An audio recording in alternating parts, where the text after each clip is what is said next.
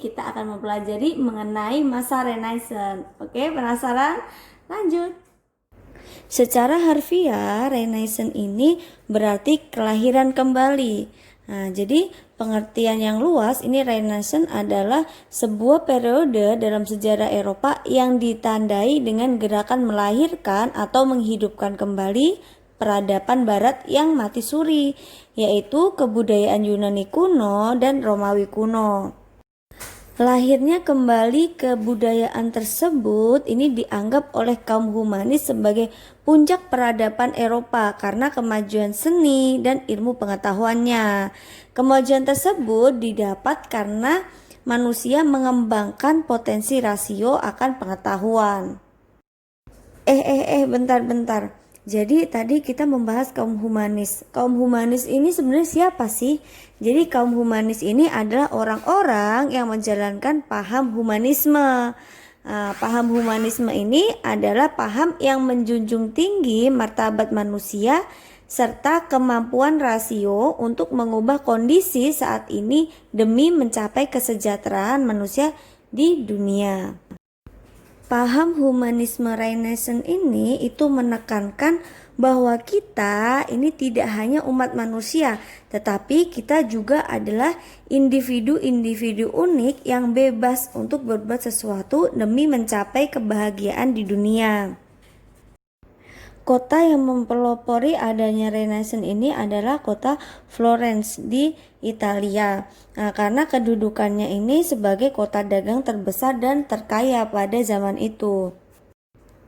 Gerakan Renaissance dan humanisme ini tidak hanya bersifat budaya, tetapi juga sosial politik. Karena kaum humanis ini percaya bahwa dengan kemampuan intelektualnya manusia dapat membuat perubahan-perubahan sosial, politik, dan ekonomi. Adapun faktor-faktor lahirnya gerakan Renaissance. Yang pertama, ini munculnya banyak kelas menengah baru. Yang kedua, ini adanya dukungan penguasa dan bangsawan yang progresif. Yang ketiga, ini adanya kenyataan pahit mengenai abad pertengahan. Yang keempat, ini jatuhnya Konstantinopel. Dan yang terakhir, ini adanya penemuan mesin cetak. Untuk faktor-faktor lahirnya gerakan Renaissance ini nanti akan kita kupas dalam diskusi di Zoom ya, atau nanti kita video call di WA. Oke, selanjutnya kita akan membahas mengenai apa sih dampak dari Renaissance dalam berbagai bidang. Yang pertama, ini ada bidang sosial budaya. Jadi, semangat Renaissance dan humanisme ini itu menimbulkan adanya sikap positif terhadap dunia. Hal ini bisa dilihat dari penekanannya pada otonomi dan kebebasan individu yang menjadi pondasi bagi lahirnya sekularisme di Eropa. Sekularisme ini adalah ideologi atau gerakan yang mendorong dihapuskannya agama dari ruang publik. Jadi sekularisme ini menekankan agar urusan publik dilepaskan sama sekali dari pengaruh dan campur tangan agama. Urusan agama ini dianggap sebagai urusan pribadi masing-masing individu. Yang kedua, kita akan membahas dampak Renaissance dalam bidang ekonomi politik. Jadi, gerakan Renaissance ini perlahan-lahan menyingkirkan peran agama dalam kehidupan publik. Ngeri nggak tuh? Jadi, sebagai ganti agama, masyarakat pada masa Renaissance ini memperkuat fungsi dan peran negara.